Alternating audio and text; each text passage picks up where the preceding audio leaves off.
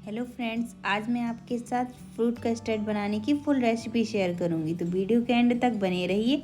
चलिए जल्दी से बनाना शुरू करते हैं। यहाँ मैंने करीब 1 लीटर दूध लिया है, जिसे हम अच्छे से उबाल लेंगे।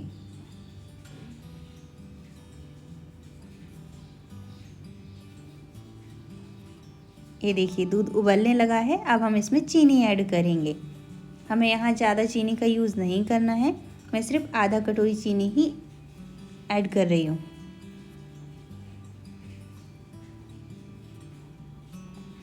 चीनी को अच्छे से घोल लेंगे और 2 से 3 मिनट तक और उबाल लेंगे। जब तक दूध उबल रहा है तब तक हम कस्टर्ड का घोल तैयार करते हैं। यहाँ मैंने वनीला फ्लेवर का 2 चम्मच कस्टर्ड पाउडर लिया है। आप चाहें तो किसी और फ्लेवर का भी ले सकते हैं। अब हम इसमें पानी मिलाएंगे। अच्छे से घोल लेंगे जिससे इसमें लम्स ना रहें। ये देखिए कस्टर्ड का घोल रेडी हो गया है। अब हम कस्टर्ड के घोल को दूध में थोड़ा थोड़ा करके मिलाएंगे।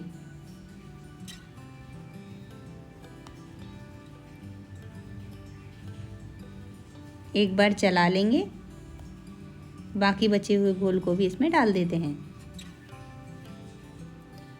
3 से 4 मिनट तक पका लेंगे। और देखिए कुछ इस तरीके से थिक हो जाएगा।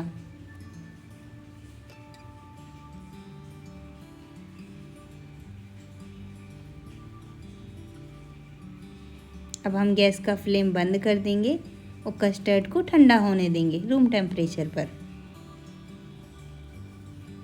यहाँ मैंने कुछ फ्रूट्स लिए हैं। आप चाहे अपने मनपसंद के कोई भी फ्रूट्स ले सकते हैं। ये कस्टर्ड ठंडा हो गया है।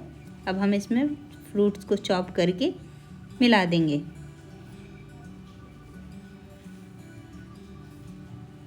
हमें यहाँ खट्टे फ्रूट्स नहीं लेने हैं, जैसे संतरा, ऐसे फ्रूट्स हमें नहीं लेने। अब हम अच्छे से मिला लेंगे।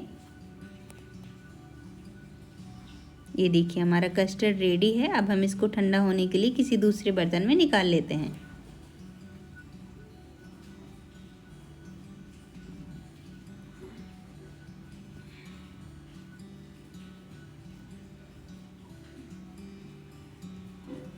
करीब 3 से 4 घंटे तक ठंडा होने के लिए रख देंगे फ्रिज में।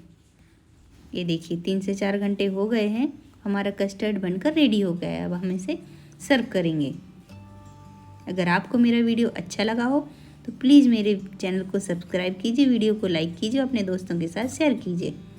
मिलते हैं अगले वीडियो में। Thank you for watching.